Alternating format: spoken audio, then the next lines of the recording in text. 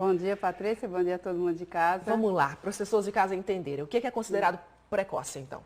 Então, Patrícia, é aquela ejaculação que acontece antes mesmo de acontecer a penetração ou quando ocorre a penetração, imediatamente já ejacula e que o homem não tem nenhum controle sobre esse evento. Tem um tempo que a gente pode dizer assim, para ficar mais matemático e mais preciso? Veja só, o tempo é muito relativo, Claro. porque tem a ver com o comportamento, né, sexual de cada casal. Mas, em média, considera-se que 15 minutos para o ato sexual e acontecer a ejaculação seria o ideal. O tempo médio. O tempo médio. Porém, o importante é que essa ejaculação aconteça, pode acontecer logo após o início da relação, pode acontecer um tempo mais prolongado, mas o importante é que o homem, ele realmente controle. Não, agora chegou a hora e eu vou gozar, tudo bem. Agora, caso contrário, aí é precoce. É considerado que o homem tem ejaculação precoce quando isso acontece com frequência, né? Uma vez só, não. Eventualmente pode acontecer, Certo. tudo bem, porque está muito relacionado ao processo da ansiedade, é a causa principal. Mas quando isso começa a se repetir e esse processo acaba gerando para o casal uma inadequação, aí sim a gente considera como uma disfunção sexual. O que pode influenciar nisso, hein, doutora? Bebida alcoólica, por exemplo? Na verdade, a bebida alcoólica ela funciona até como um mecanismo de melhoria do estado da ejaculação, porque o álcool ele retarda a ejaculação. Mas não é tratamento, é bom lembrar disso. Claro, Eu tenho ejaculação, eu vou começar a beber, começar a beber. Não é essa a ideia. Tá. Mas veja, o que é que o álcool faz? O álcool acaba levando a um relaxamento. E aquela ansiedade, aquela adrenalina do começo da relação, o álcool faz com que relaxe e aí ele pode prolongar mais, fica mais à vontade na relação e demora mais. O álcool funciona dessa forma, mas não é o tratamento. O homem que tem ejaculação precoce, ele tende a querer ter mais relações sexuais ou não tem relação? Não, normalmente o que acontece em relação a essa questão é assim.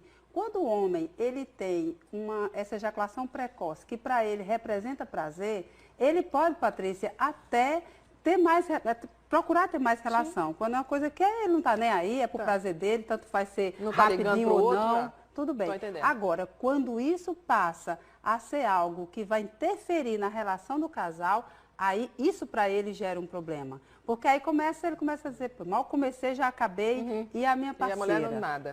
Ou outra pessoa, o homem.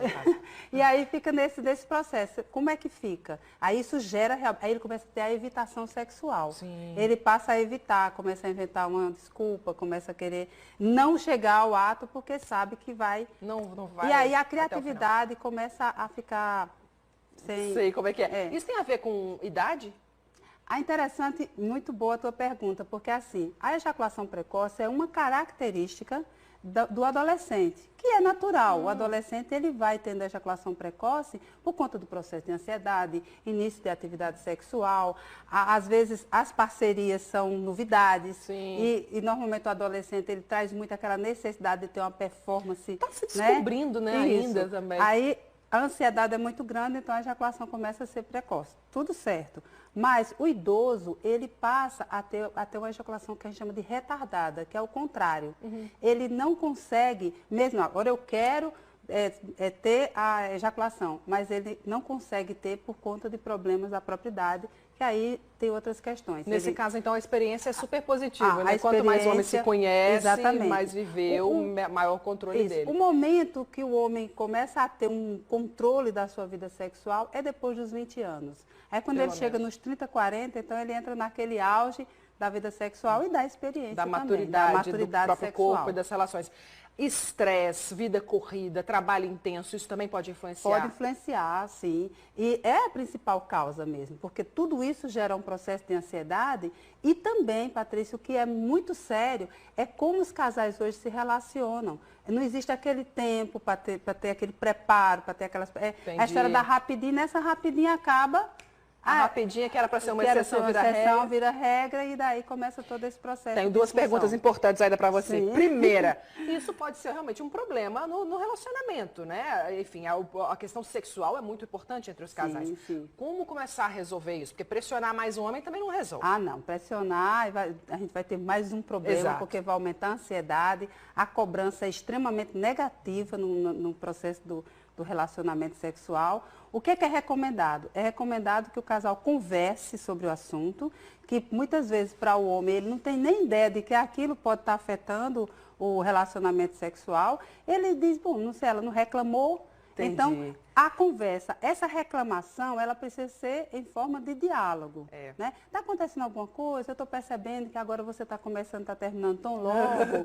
Então, assim, o que é que a gente pode fazer para melhorar e tal? Então, o problema, doutora, é que muitos homens não são chegados nesse papo, né? Não conversam, não gostam de conversa nenhuma, quiçá sobre isso. Pois e é. aí?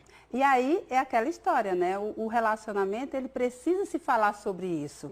Porque às vezes o casal, eles falam muito sobre os problemas, sobre o financeiro, sobre a criação dos filhos, sobre a parte negativa do casamento. Sim. E essa parte, que é uma parte positiva, que é a relação sexual, que é o convívio íntimo, eles tendem a ter uma certa, sabe, não, isso aqui a gente não fala. Não, precisa enfrentar, precisa olho no olho, vamos conversar, vamos sentar aqui, vamos conversar sobre esse assunto, amorosamente, carinhosamente, mas precisa ser conversado. Agora, de maneira geral, então, esse tratamento é todo psicológico, não tem nada físico, não tem um medicamento que o homem possa tomar? Tem sim, olha só, legal isso aí, Patrícia, porque tem, primeiro, eu vou até dar umas dicas aqui para quem está em casa, né? Então, veja, claro que existem os medicamentos normalmente são antidepressivos, para diminuir a ansiedade, certo. É preciso ser feito sim, com acompanhamento médico, prescrito por médico, tudo bem. Agora existe o trabalho psicoterapêutico, que eu vou dar a dica para casa, que é o seguinte, o homem que tem ejaculação precoce, ele precisa começar a fazer um trabalho que a gente chama de manobras de stop-start. O que é isso? Entendi nada. Entendeu? Nada. Então, ele vai... a masturbação para o homem é um processo muito tranquilo. Só que ele precisa fazer isso de uma forma treinando. Ele precisa retomar aquela brincadeira de adolescente. Sim. Só que dessa vez ele vai usar a respiração e tentar... procurar ter um controle. Então, ele faz a masturbação e ele aperta a glândula na hora que ele estiver pronto para ejacular. E ele respira e aí ele vai tendo esse controle. Isso é uma dica. Uma dica importante. E a outra dica também é exatamente o casal ter um relacionamento onde ela passe a não ter essa cobrança e tire essa coisa do ter que penetrar, Não. O casal pode namorar, pode ter todo aquele namoro sem pressão nenhuma. O homem começa sozinho, então, tentando resolver o problema e contando também com a ajuda da parceira ou do parceiro, que é importante. E a terapia para que ele possa